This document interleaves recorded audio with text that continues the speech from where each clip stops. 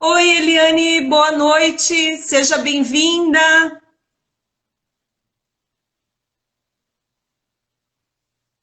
Esperando o Jonas entrar novamente. Vamos lá. Isso Ó, acontece uma vez também. É jabu nosso, sempre que a gente está numa live, alguém me liga no celular só para me sacanear. sem problema. Mas assim, ó, como nós vamos gravar e depois o pessoal vai assistir, eu vou te reapresentar, tá? Para começar de novo. Vamos lá. Beleza. Bom, quero agradecer a presença. Nós estamos essa noite com o Jonas de Medeiros. O Jonas é natural de Jaraguá. Ele é casado, pai, professor universitário, escritor, consultor empresarial, bacharelado em sistema de informações, pós-graduado com especialidade em comunicação integrada de marketing, mestre em política pública, rotariano e também trabalhou como ex-secretário da Agricultura e Meio Ambiente em Joinville. Hoje, ele é o atual presidente do Patriota. Seja bem-vindo. Obrigado. Quarta tentativa, vamos lá, vai dar certo. Amém! Jonas, Obrigado, diz Tati, para pelo mim. convite para fazer esse papo. Obrigada. Jonas, diz para mim, há quanto tempo que você está na política e como começou essa tua história aí? Na política mesmo, partidária, eu estou há 6 para 8 anos. Né? Já tinha uma construção junto de núcleos setoriais, com a parte da CIG de Aragua do Sul, mas muito superficial. Né? E aos poucos eu fui adentrando a política, principalmente militando partidariamente, até que os caminhos nos trouxeram para Joinville, na construção da parceria que foi feita à época na reeleição do Lula. Acreditamos que era o melhor caminho à época, que a proposta era legal.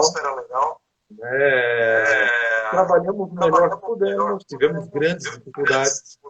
Não foi uma situação tão simples de se resolver e se encaminhar. Por isso, eu sou ex-secretário do Meio Ambiente, né, secretário da ação, justamente para poder construir um caminho novo político. A gente abdicou de algumas atividades e veio trilhar, junto com o Patriota, algumas bandeiras mais alinhadas aos nossos crenças. Né? Aquilo que a gente entende e defende já há muito tempo como princípios e valores. Estava conversando com dias até com outro, o Adalberto Roffman, também numa live, né, tratando especificamente de princípios e valores. E foi isso que fez a gente caminhar e acabar aportando hoje um novo patriota de Joinville. O Patriota tem sido um diferencial, né, aqui na cidade. E eu vejo que nós temos princípios e valores aí que são importantes, que é Deus, pátria e a família, né? E São fundamentais. e eu tenho visto também, acompanhado muitas pessoas cansadas da política, querendo a renovação, buscando novas oportunidades, novos rumos, digamos assim, né? Até para que o Brasil possa avançar. Eu queria saber de você qual que é ou quais são as maiores diferenças do Patriota em relação aos demais partidos. Como é que eu posso dizer isso de forma simples? Né? Porque qualquer pessoa pode pegar o estatuto do partido, ler, já vai ver uma grande diferença de posicionamento e de alinhamento. Mas as principais características que diferenciam um patriota são os seus princípios principais. É um partido focado em conservador nos princípios e liberal na economia. Essa dicotomia bem grande já é o primeiro grande diferencial. Somos o único partido verdadeiramente de direita em Joinville. Né, construído e pensado dessa forma, justamente para trazer à tona algumas chamadas que há muito estavam perdidas. dentre elas o patriotismo. Não à toa o nome do partido é esse. Né? Enquanto muitos partidos pseudo-patriotas se vestem de verde e amarelo durante a eleição, trocam até as próprias cores, de vermelho vem para verde e amarelo, tentando conquistar, enganar o eleitor. O patriota, por si só, ele é patriótico, ele é construído para. E essa construção se deu não da noite para o dia, foi planejada, foi pensada. Joinville foi tratado com muito carinho por essa construção. Um grande diferencial é que a executiva municipal, ninguém que faz parte da executiva hoje é pré-candidato ou tem intenção de vir candidato nessas eleições. Nosso processo é justamente busca dar um suporte às lideranças na cidade. Tati, o Sérgio do Prá pediu para tu abaixar o teu microfone. Ah, ok. Pode deixar. E está dando eco com o meu aqui. Foi? Vê lá, Sérgio. Diz para mim como que tá. Melhorou? Então tá bom. Então esse é o principal diferencial. Sim, mas assim, eu vejo que um grande diferencial também que me chamou a atenção do Patriota foi a questão de pegar candidatos novos que não estão aí eleitos, né? E mais, passar a investigar esses candidatos, que eu acho importantíssimo essa questão de investigar os candidatos para realmente lançar, que teria que ser uma responsabilidade maior dos partidos políticos no Brasil. Eu mesmo sou uma que acredito que a Polícia Federal e a Polícia Civil deveriam trabalhar junto ali com a Justiça Eleitoral para investigar todos os candidatos ou pré-candidatos, né? Ou também a questão de membros de executiva antes de assumirem as executivas partidárias, né? Eu acho que todo mundo teria que ser investigado antes de assumir algum cargo político. Esse é um ponto interessante de ser tocado, que nós realmente fizemos uma avaliação com bastante carinho com relação a cada um dos membros da executiva, dos filiados hoje, que são lideranças comunitárias. Né? Nós temos vários pré-candidatos, em breve teremos a convenção municipal, onde muitos deles vão se converter em candidatos de fato. Né? Nós vamos chegar com uma nominata fechada, completa, para disputar o pleito. E fizemos uma pesquisa com carinho, muitas vezes valendo mais a palavra que nós temos do que necessariamente uma grande promessa. Nós não queremos estrelas, ninguém com mandato para vir disputar, né? Principalmente para o Legislativo Municipal. Porque nós temos que trocar o pessoal que está lá. Se não fez nada da primeira vez, se não tem uma história já construída com resultados, não é agora que ele vai prometer que vai vir fazer mundos e fundos. Então a gente acredita nessa mudança e começamos a tentar dar o exemplo. Né? Se a gente quer fazer diferente, não digo pessoas que nunca concorreram. Concorrer, ótimo. É importante ter concorrido, ter experiência política, ter vida pública. Só que ter tido mandato eletivo, não. Né? A nossa nominata futura para vereadores, que vai ser agora definida na convenção, ela tem essa como uma das grandes premissas. Todos vêm para o páreo em igualdade de condições, de direitos e de fôlego. Será cada um deles que vai fazer o diferencial na hora de buscar o voto, na hora de buscar o apoio, de buscar a comunidade. Eles vão precisar, cada um dos pré-candidatos futuramente, que for efetivado, vai ter que correr atrás para mostrar o seu melhor.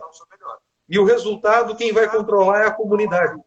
Se não tiver essa fiscalização da comunidade no processo político, a gente vai entregar de novo o governo na mão de alguém que está lá, vai fazer, sabe-se lá o que com a cidade, né, as representações, os negócios. Já cansamos um pouco disso. Muitas promessas, pouca efetividade. Está na hora de a gente arregaçar as mangas e fazer. Né? E o que eu acho importante, prometem, nós vamos fazer. O que eu acho importante também é o respeito ao dinheiro público, né? O fundo eleitoral ali para o patriota aqui de Joinville não vai utilizar, é isso? Não.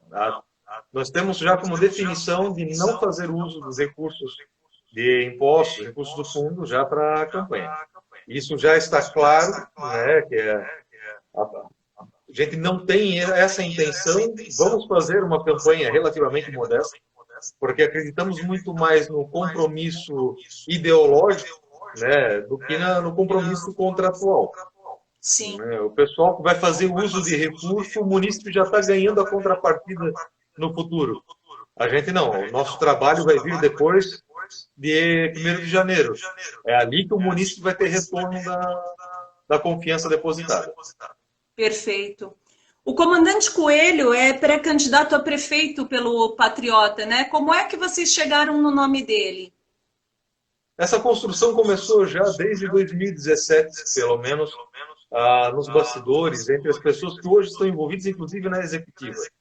A gente tem tratado e acompanhado um trabalho do outro, nós conseguimos trabalhar juntos, com as mesmas grandes dificuldades dentro da prefeitura, né, de não ter o poder de decisão, de não poder, muitas vezes, fazer o que gostaria, ter limitações.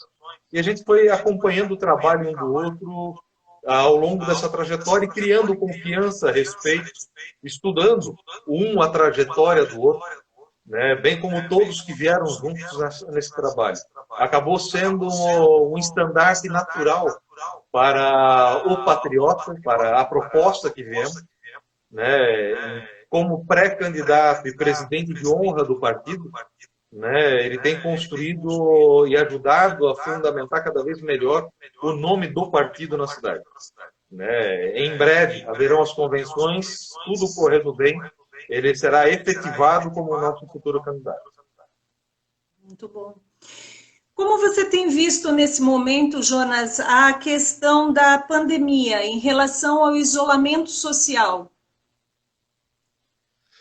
A pandemia e o isolamento são duas situações que acabam se complementando numa crítica.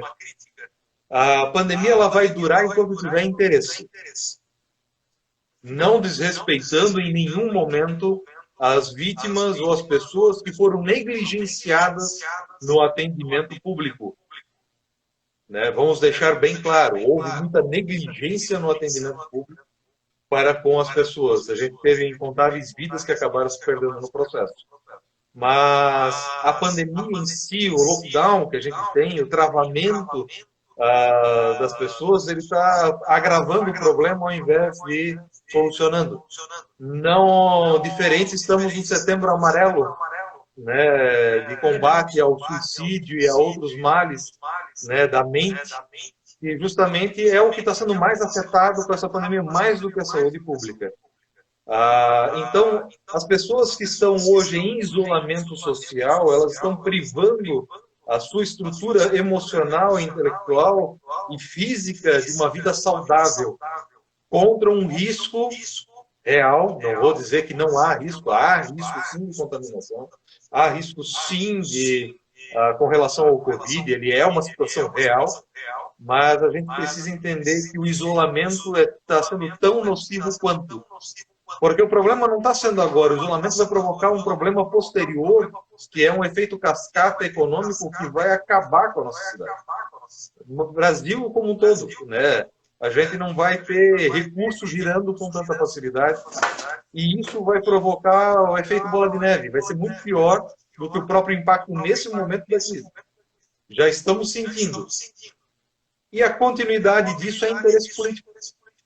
É verdade, na verdade virou uma disputa política e é uma das coisas que eu critico bastante, porque assim, no começo da pandemia, eu fui favorável aos 14 dias ali de isolamento, por quê? Porque as pessoas foram pegas de surpresa, você precisava ter os kits testes, né? O governo precisava se preparar para poder combater isso daí, né? Mas, no decorrer, eu realmente chamei a atenção de todos para que existisse ali o equilíbrio entre saúde e economia. Porque algumas pessoas diziam assim, a economia que se exploda, o emprego que se exploda, o importante é minha saúde. Mas eu dizia para todos, né, porque assim, nós temos, eu pelo menos tenho como característica pessoas que me acompanham, que vão desde o grau primário até o doutorado, né? e muitas vezes as pessoas não conseguem ver a correlação com a economia. Então, o que eu explicava para as pessoas? Eu dizia o seguinte, gente, esse pessoal que ficou desempregado, tá? O que está acontecendo? Eles estão deixando de receber o dinheiro da empresa que pagava o plano de saúde e estão caindo no SUS. Então, quer dizer que eu estou comprometendo ainda mais a família, porque eu estou fazendo com que pessoas que tinham um emprego, que tinham o plano de saúde da empresa, estão sendo demitidas e estão indo parar no SUS. Quando faz esse isolamento social, o que acontece? As pessoas estão dentro de casa, não estão gastando, não estão usando dinheiro, então a arrecadação é menor. Como é que o Estado vai dar conta de atender essa nova demanda de desempregados se não tem como bancar, né? Já o que acontece hoje. Então, quer dizer... A gente tem uma situação, você falou um ponto muito importante, Tati, logo no início do teu discurso. Equilíbrio entre o isolamento e o desenvolvimento. Nós precisamos entender que esse equilíbrio ele foi saudável no início, necessário, só que quanto mais tempo se estender, a cada semana o pico da pandemia será na semana que vem. A cada semana será na próxima. Enquanto a gente tiver mais pessoas com bandeiras anárquicas na mão do que máscara no rosto, o problema sempre vai ser amanhã pior. Então, é muito fácil você transferir responsabilidades, impor regras e dizer, o governo que me salve. Não, as pessoas precisam trabalhar, elas precisam fazer a economia girar, até mesmo porque o governo precisa de impostos desse ciclo econômico para poder trazer para dentro de si a infraestrutura de saúde necessária. Exatamente. Subvenção econômica o tempo inteiro para suprir necessidades do hospital, uma hora acaba. Exatamente. Eu fico preocupada que nós estamos sem lideranças políticas que tenham uma visão mais abrangente, porque realmente o isolamento ele não é a solução. Porque nós temos hoje por dados aí que as pessoas estão se contaminando muito mais em casa, né, do que na rua. Então, quer dizer, o isolamento ele não é total. Se fosse um isolamento total, teria que ficar 3 a 4 meses, todo mundo dentro de casa, sem o básico também, parar todo mundo, travar todas as pessoas dentro de casa. Isso não era viável, né? Então, o ideal era que se trabalhasse o grupo de risco, né? Mas, assim, o que eu não vi desde o início dessa pandemia, por exemplo, que agora estão fazendo de tanto que a gente pegou no pé, né? Eles não estavam, por exemplo, mutando as pessoas que estavam com o Covid e estavam saindo na rua infectando os demais. Isso não existia. Agora começaram a fazer, começaram a olhar para esse lado, né? Outra coisa que me chamou a atenção também é que falavam assim, vai faltar medicação. Então, o que a Anvisa fez? A Anvisa foi lá e proibiu certas medicações, né? Mas assim, as pessoas não deixaram de consumir essas medicações, foi pior ainda, as pessoas começaram a ir buscar no posto de saúde, que é o quê? Um grau médio a elevado de problema, daqui a pouco, de pegar uma infecção, né? Então, às vezes, tem pessoas que podem ter ido buscar lá a receita de uma medicação e ter se contaminado por Covid num hospital, num PA. Então, isso é muito preocupante, tem que ter essa visão, né? Então, eu vejo que hoje a situação para o Covid, o melhor a ser feito ainda é a prevenção e o tratamento precoce. Ponto importante que você mencionou, prevenção. Como é que a gente faz isso hoje? Protocolo. Não é o impedimento, é o controle de como fazer. Esse vírus não vai embora tão cedo. Até termos uma vacina a nível global, isso é uma realidade que não vai mudar. Ele é um vírus que se adaptou a diferentes climas, porque pegou o mundo inteiro em contextos diferentes. E ele se adaptou à sociedade humana. Nós vamos ter que conviver com ele, ou vamos ficar em lockdown até acabar a eleição? É essa a intenção? Não, a gente precisa de protocolo, de controle, mudar a forma com que nós tratamos a doença, mudar a forma com que nós nos relacionamos. Assim a gente vai conseguir retomar a vida de uma forma saudável. É repensar os nossos usos e costumes, não é trancar as pessoas dentro de casa à loucura. É verdade. Isso eu falei, olha, gente, prestem atenção, o suicídio subiu mais de 600%, homicídio também cresceu, violência doméstica também cresceu. Por que estão só falando dos dados do Covid? Não estão mostrando que as pessoas realmente estão morrendo, sim, pelo outro lado, né? Então, trancar pessoas de 60 anos, eu fico indignada quando eu vou naquele Shopping Miller que tem gente de 60 anos tentando entrar para comer na praça de alimentação e está proibido. Então, quer dizer... pense assim, nós temos mortes por Covid e mortes em decorrência do Covid. Morte por Covid é o vírus que provocou a morte. Sim. Em decorrência, é porque a pessoa não teve acesso a outras necessidades que acabou gerando, desde um suicídio ao não atendimento hospitalar. Exato. Né? Então, são mortes em decorrência. Mas se você for analisar, se tiver um estudo sério para definir quem morreu de Covid de fato, né, e tiver isso nos laudos, não for, o que a gente está acompanhando pelas mídias de casos diversos ao redor do Brasil, de pessoas que morreram de toda sorte e de repente está lá no atestado Covid. Né? A gente não sabe até que ponto isso é verdade, até onde isso é uma fake news, porque nós não temos um controle. A falta de controle é a pior fake news de todas. É verdade. E é onde eles estão errando. Né? E daqui a pouco nós vamos ter também... e daqui a pouco nós vamos ter pessoas com problemas mais crônicos ainda de saúde, porque pessoal que tem câncer, por exemplo, né, que precisa fazer uma cirurgia. As cirurgias estão barradas, as cirurgias eletivas, né? Então, daqui a pouco nós vamos ter uma sociedade mais doente. Então, tudo isso precisa ser pensado, né, Jonas? Isso mesmo. Bom, só um dado aqui interessante para saber o quanto isso intervém na economia. O grupo de risco hoje tem 80 milhões de pessoas que movimentam 2 trilhões na nossa economia. Olha a importância desse grupo, né? Nós queremos eles bem saudáveis, né? A verdade é essa, para o Brasil se desenvolver. Bom, vamos lá.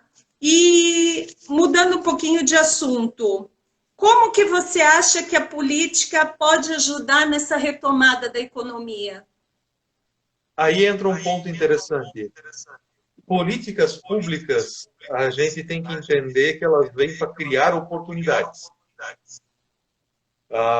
Principalmente quando você trata de assistência social, que é diferente de assistencialismo social, ou desenvolvimento econômico para geração de oportunidades e não para intermediação ou intervenção, né, em casos específicos.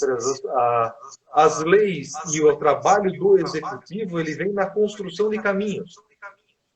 Não é uma questão de... Assistência social não é uma questão de você ir lá e sustentar uma família que está com problema. É você dar condições para ela retomar emprego, mobilidade, colocar os filhos na escola, poder sair de casa para trabalhar, ter o direito de ir e vir garantido, alimentação, segurança, para que ela não busque outros meios de prover isso para a própria família. Sim. Mesma coisa o pai de família. O pai de família precisa trabalhar para trazer recursos para dentro de casa. E quando eu falo pai de família, eu não estou falando apenas da figura do homem. É a mãe de família também, é o avô, é a avó, que muitas vezes cuida da família em casa. Né? É o irmão que é pai, mãe, é o vizinho, é o amigo. As pessoas precisam ter condições para poder sair da mudança de status. É diferente quando você mantém o status social pelo assistencialismo, que mantém a pessoa no estágio que ela dependa do governo. Não, a assistência, ela vem dar condições da pessoa subir, trazer a régua para cima. E não fazer como muitos fizeram até agora, de puxar a régua para baixo. Não, o empreendedor que gera emprego, esse cara é o vilão. Eu vou taxar ele, eu vou penalizar ele, ele é o monstro que fere a economia, detém a riqueza. Esse cara não, ele é o cara que gera emprego. Exato. Eu tenho que permitir que os dois atuem em equilíbrio para que seja resgatada a sociedade através de uma assistência, de um desenvolvimento, e não de uma manutenção da pobreza, que é o assistencialismo. Uhum. Aí entra o papel da política pública, né, como interveniente, como geradora de oportunidade. Perfeito. E a Câmara de Vereadores nada mais é do que o interlocutor da comunidade junto ao Executivo. Ele gera leis, ele fiscaliza a aplicação do recurso, ele vota o orçamento, mas ele intermedia as necessidades da comunidade. Emprego, renda, segurança, alimentação, transporte, moradia, né? Para dar condições da pessoa poder sair do seu status atual e galgar o aumento. Não impactar e reduzir quem está gerando emprego, para trazer ele para... Vamos igualar todo mundo, mudar os indicadores, botar todo mundo lá embaixo. A professora Marlete está nos acompanhando aqui, enfermeira maravilhosa, olha. Opa, beijo. Seja bem-vinda. Essa é das boas na saúde, essa entende de saúde. Sim. Vamos lá. Enquanto nós observamos de fora, Tati, ela enxerga de dentro o problema.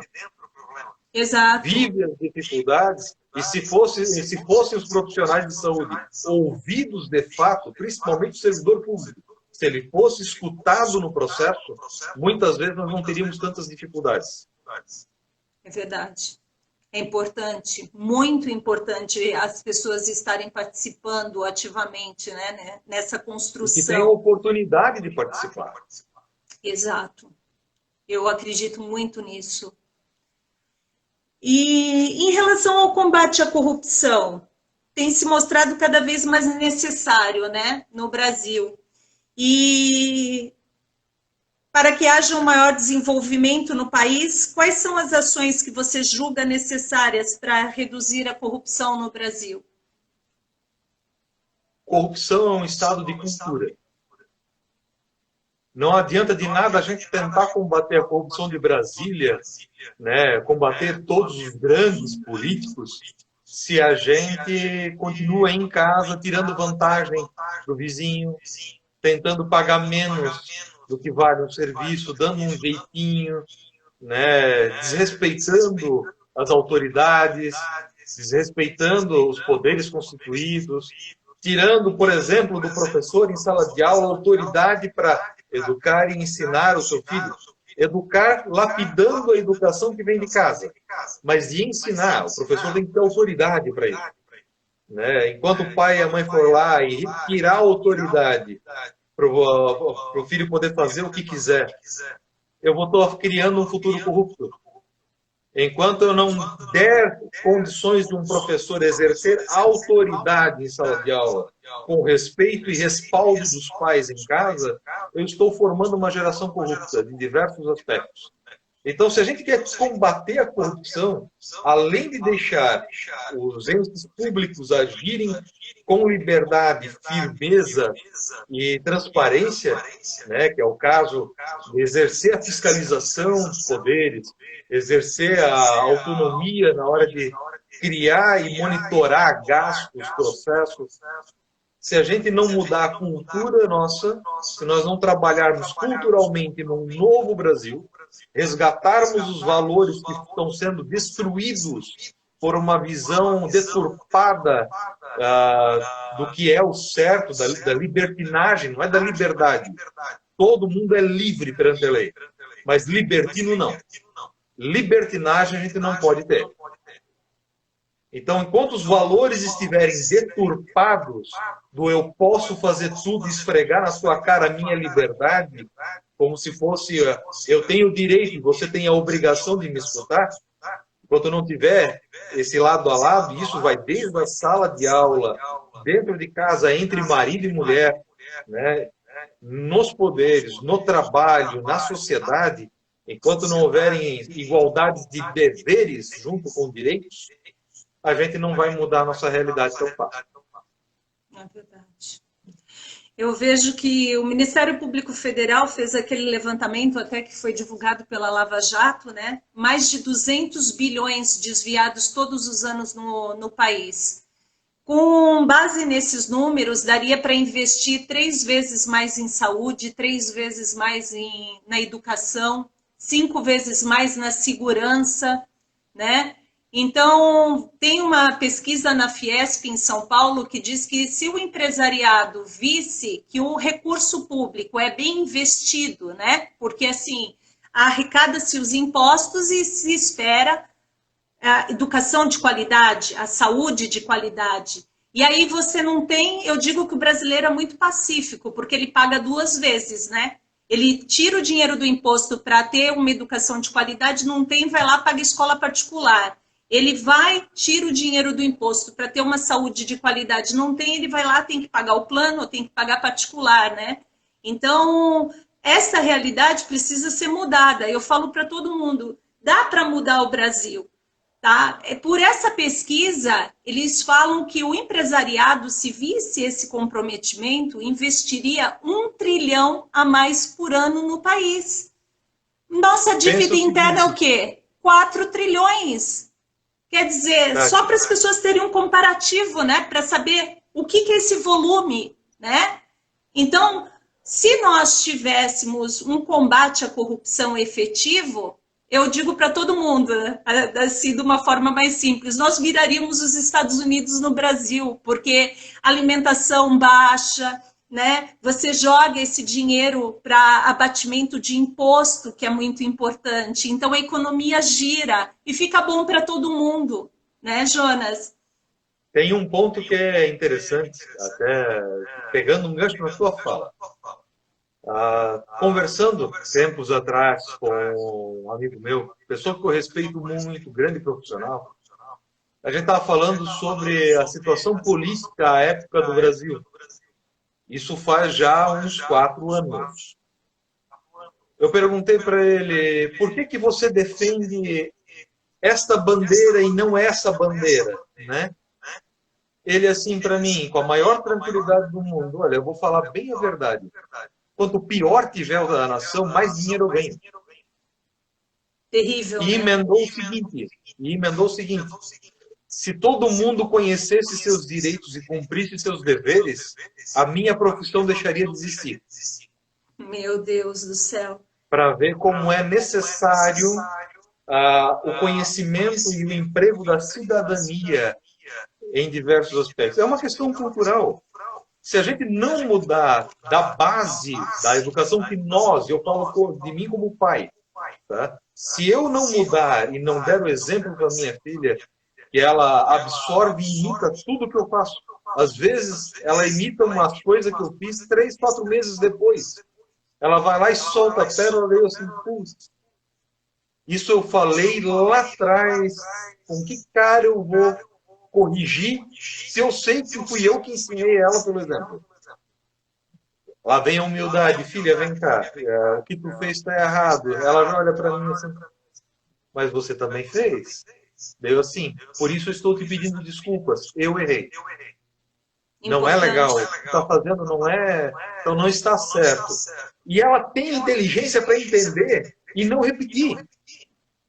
Agora, se eu achar aquilo bonito, se eu achar aquilo engraçadinho, se eu incentivar, eu criei um monstro. E aí só vai corrigir a próxima geração quando ela tiver a oportunidade de tentar fazer isso com a próxima geração. Porque essa a gente já vai ter perdido. É verdade. E como que nós podemos enxugar a máquina pública? Enxugar a máquina pública é uma questão delicada. Primeiro porque é uma definição de lei o número de cargos que nós temos e as funções. Né? Isso não é uma escolha como uma empresa. Eu vou contratar quantas pessoas eu quero. Não, concursos que são abertos são aprovados. As vagas que são adquiridas, para quem é concursado, elas estão garantidas. Né? Apesar de eu ter as minhas observações pessoais com relação à segurança de um concursado, ele tem esse direito adquirido, precisa ser respaldado. E nós temos muitos servidores extremamente competentes e comprometidos. Os cargos de confiança, quem define ou não a ocupação deles são os entes políticos.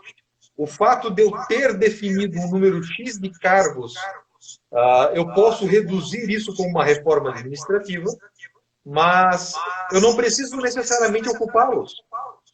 A máquina, se ela for bem gerenciada com profissionais de cunho técnico e não apenas político, eu vou poder usar o mínimo possível de cargos e ter o melhor aproveitamento. Mas para isso a gente tem que construir uma questão nos cargos de confiança, que é uma tríplice competência. Competência moral, competência técnica e competência política. As três são importantes. Competência técnica por uma questão simples. Se tu não sabe o que tu está fazendo, não vai fazer. Vai travar o processo. Né? Pelo menos se tu não conhecer o que tu está fazendo, deixe para outro fazer. E quem está acima, que deu essa oportunidade, tem que saber avaliar. Né? A oportunidade é dada. Se a pessoa permanece, é por competência. A competência moral que a gente fala é a índole, o caráter da pessoa. Ele tem que ter isso muito claro. São princípios e valores definidos. Não está em discussão. Se a gente quer mudar a nossa realidade, temos que trazer pessoas boas para o processo. Senão vai dar espaço para outros. E a competência política, por incrível que pareça, ela é necessária. Porque a ideologia e a construção política, e aí vamos até o modelo político partidário, coligação, ele tem um perfil de dar a todos o ritmo da conversa. A gente vai forçar um procedimento que todo mundo tem que ter os mesmos ideais, as mesmas bandeiras, defender os mesmos princípios. Nós temos que ter governabilidade no processo, autoridade e hierarquia política para o executivo trabalhar. Não adianta eu lotear em troca de oportunidades e apoios e não ter autoridade para poder desenvolver nenhuma atividade. Eu tenho que construir uma estrutura que entenda politicamente o projeto e trabalhe pelo projeto e não pela próxima eleição. Vou dar um exemplo perfeito. Bolsonaro não está fazendo nada de novo. Ele está terminando as promessas dos outros. Só por isso que está sendo feito pelo governo Bolsonaro já valeu toda a confiança depositada nele. Ele está dando continuidade ao projeto que tanto foi prometido por tantos outros há tantos anos. Eleitoreiro, né? Projeto eleitoreiro que ficou aí se desenrolando e nunca ficava pronto, né? Ele está concluindo. Impressionante. Eu vejo também a questão de redução da máquina pública nas privatizações. Você deixar aí áreas essenciais como saúde, educação, segurança, algumas áreas vitais e privatizar ao máximo para poder enxugar bastante essa máquina. Mas aí tu está enxugando o processo. Tu está melhorando o processo, não a máquina pública. O cabide continua existindo. Sim. É a ocupação do cabide que é o problema. Se a gente tivesse condições de ocupar adequadamente toda uma estrutura, não com cargos estritamente políticos, mas que tivesse aquele tripé, aquela tríade de competências que eu comentei agora, o processo seria muito diferente. Vou dar um exemplo perfeito, a época da Sama. Se a gente tivesse autoridade e liberdade para definir o que a gente gostaria de implementar, dar oportunidade a quem merecia, nomeando inclusive pessoas de dentro das equipes com potencial técnico e não promessas de campanha para absorver cunho político, a Sama dificilmente ela teria tanta dificuldade para exercer seus processos. Perfeito. Mas lá sempre foi uma área de interesse muito grande de vários políticos de colocar o seu comissionado ali dentro. Porque o seu comissionado ali dentro, que tem cunho estritamente político, vai trabalhar para a próxima eleição, ele não vai trabalhar para a máquina funcionar. Muitas vezes acontece, inclusive, de trabalhar para a máquina parar. Né? E até mudar a situação, ele tem a proteção de político tal, ele tem o resguardo de fulano de tal, ele é intocável, né? e tenta boicotar o fogo amigo dentro do executivo, é muito grande, ele tenta boicotar um ao trabalho do outro. Se tivesse uma preocupação com o projeto de verdade, com o futuro da cidade de verdade, muita coisa seria diferente, né? Aí entra a proposta hoje do Patriota. Nós, a grande maioria dos que estamos lá, todos praticamente, temos essa visão muito clara. Precisa ser mudada a realidade. Precisa ser ouvido quem trabalha com o processo. E nós precisamos de pessoas que pensem mais em questão de Estado, né, Jonas, do que pensar em si próprio, digamos assim, né? Eu vejo que falta muito disso, né? Deixar de pensar em si e começar a pensar no todo, porque daí todo mundo cresce, todo mundo evolui. O Rotary tem um lema fantástico, que é o lema máximo dele, que é dar de si sem pensar em si. É muito difícil. Não pense que é uma coisa fácil de fazer. As instituições são perfeitas, compostas por pessoas imperfeitas. Sempre foi assim. Mas não teria outra maneira justa e perfeita de se fazer o processo andar. Se não for pela doação. Bom, eu queria... Nós estamos quase chegando aqui no fim, né? Então, assim... Meu Deus! Já... Antes disso, primeiro eu quero saber de você. Se alguém quiser se filiar no Patriota, como é que faz? Nas nossas redes sociais, a pessoa encontra ali os canais de comunicação direto com o partido. Qualquer pessoa é livre e sinta-se livre e convidada para se filiar.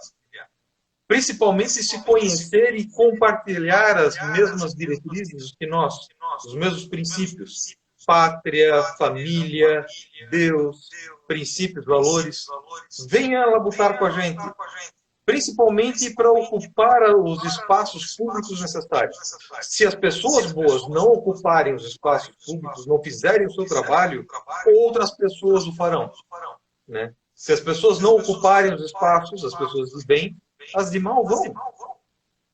Então, aquela história, né? Para que o mal triunfe, basta que os homens de bem nada façam. Então, as redes sociais, ali tem um canal direto de comunicação com cada um de nós. Procure-nos.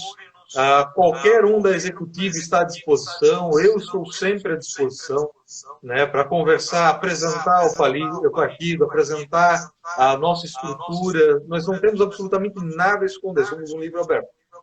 Todos nós temos histórias, erros, acertos no passado, a gente tenta. E é por tentar, eu prefiro errar tentando do que não fazer para não errar. Né? Então a gente tem história construída, a gente tem vida pública construída, a gente não esconde ela está ali para qualquer um que quiser ver.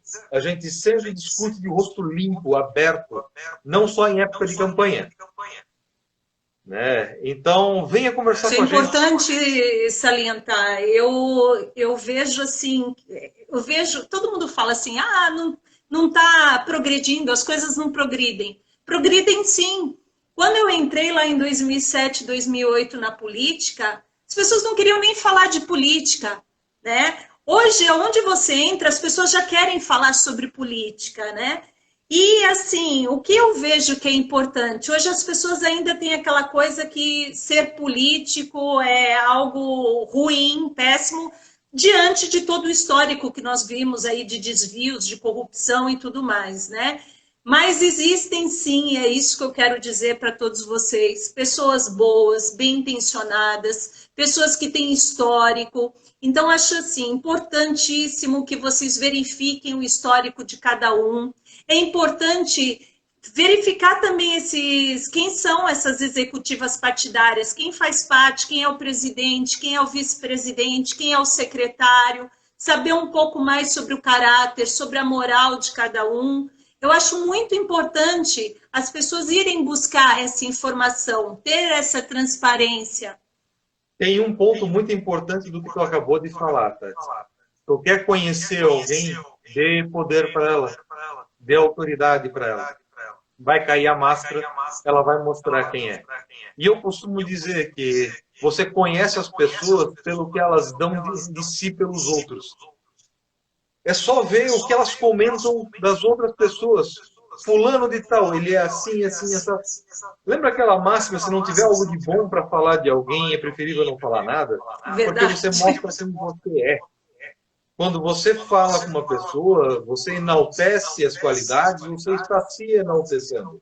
Quando você vai para uma disputa que você tem que, ao invés de discutir ideias, ofender ou construir situações para desmerecer moralmente um adversário, você está mostrando a teu caráter, a tua competência. Então, vamos vir para uma disputa e para uma discussão de ideias, ideais, projetos, propostas. Chega daquela política de atingir a moralidade, atingir o caráter de alguém. Nós somos adversários muitas vezes, a gente não é inimigo, né? Mas tem muitos que ainda pensam, não, esse é o inimigo, eu tenho que destruí-lo, acabar com ele com todas as minhas forças. Por isso, volto a afirmar, enquanto tivermos mais pessoas com bandeiras anárquicas na mão do que máscaras no rosto, né? Não vamos ver fim para a pandemia, nós vamos ver fim para a corrupção, né? Essa é a maior autoridade do nosso Brasil. Não existe autoridade maior do que a bandeira do Brasil, seguida pelo brasão de armas, seguida pelo selo da República e pelo hino nacional. Só depois vem o presidente da República. Enquanto a gente não tiver claro que é uma autoridade e não apenas um símbolo, e respeitá-lo como tal, e tiver gente ainda rasgando o pavilhão nacional, tacando fogo nele, e entoando bandeiras de partido ao invés da bandeira da nossa nação, nós vamos ter muitas dificuldades. Independentemente de sigla partidária, o nosso partido tem que ser sempre o Brasil, né? Brasil em primeiro lugar.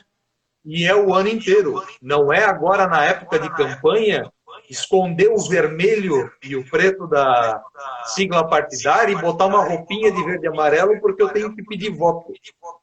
Isso aqui é o ano inteiro. O respeito e a devoção à pátria, à família, aos princípios, é integral o período, não é apenas quando convém. Perfeito.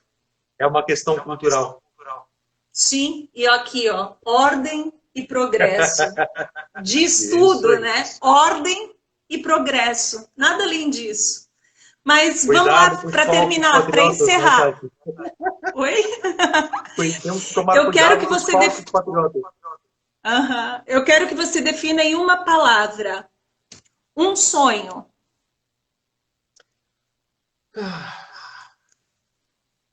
Um sonho. Poder viver o suficiente para realizar o sonho que o meu irmão está realizando, que é ser avô. Ai, que lindo! O meu irmão agora está tendo o prazer de ser avô, e esse é um sonho, poder chegar lá também. Família, né? Pátria. Está aqui. Deus. Eu sou cristão católico mariano. E isso me diz uma coisa muito clara.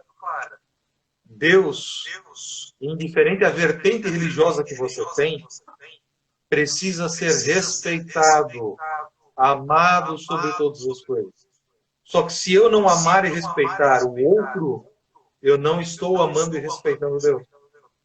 Eu tenho Deus no meu próximo. Amai-vos uns aos outros como a mim mesmo. Então, não importa a religião do outro. A minha religião prega o amor. Eu tenho que viver isso. Maravilhoso. Família, olha só.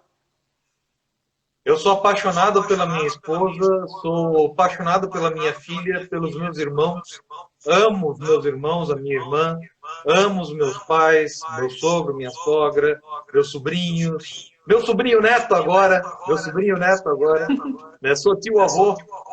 Legal. E é uma questão de foro íntimo, mas que eu nunca escondi. Eu não exponho, mas eu não escondo. Eu amo minha família. Nós falamos hoje bastante aqui, a última palavra, Brasil. Enquanto a gente não respirar a pátria, a ponto de morrer a pátria amada, né, dificilmente a gente vai conseguir mudar alguma coisa. E o falso patriota é tão nocivo ou mais do que o antipatriota. Porque dele tu sabe o que esperar. Aquele que se faz de patriota, você não sabe o que esperar da pessoa. Cuidado com quem se veste com as cores do Brasil só em época de eleição. Perfeito. E para concluir, né, vamos fechar aqui com chave de ouro. Uma frase que você goste muito. Uma frase que eu gosto muito. Se tiver medo, finge que tem coragem e vai com medo mesmo. Maravilhoso. Eu aprendi no meu mestrado com a doutora Nelman. Quantas vezes eu tremia na base para poder definir e construir as coisas, né? Não é fácil fazer um mestrado em educação, muito menos em políticas públicas. Mas ter medo e coragem não são antagônicos. Quem tem coragem é porque tem coragem de enfrentar os seus medos. Não quer dizer que tu não tem. Então, se der medo, finge que tem coragem, vai com medo mesmo. Perfeito. Jonas, obrigada pelo seu tempo, agradeço do fundo do coração. Agradeço. Gostei muito, né? Demorou para nós começarmos, né? Mas agora foi. Gente, que questão tecnológica para ser debatida. Verdade. Muito obrigada. Fica com Deus. Amém. Obrigada. Beijo, obrigado, Tati, pela oportunidade. Estou sempre à disposição de você e de qualquer pessoa. Eu represento um partido, né, e não sou candidato. Ninguém da executiva é. Para poder trabalhar em prol de futuras e grandes lideranças, precisamos que as pessoas de bem assumam o seu papel. E o nosso papel hoje é nos bastidores dar as condições para isso. Em breve teremos convenções. Ali haverão muitas definições importantes. Construções fantásticas.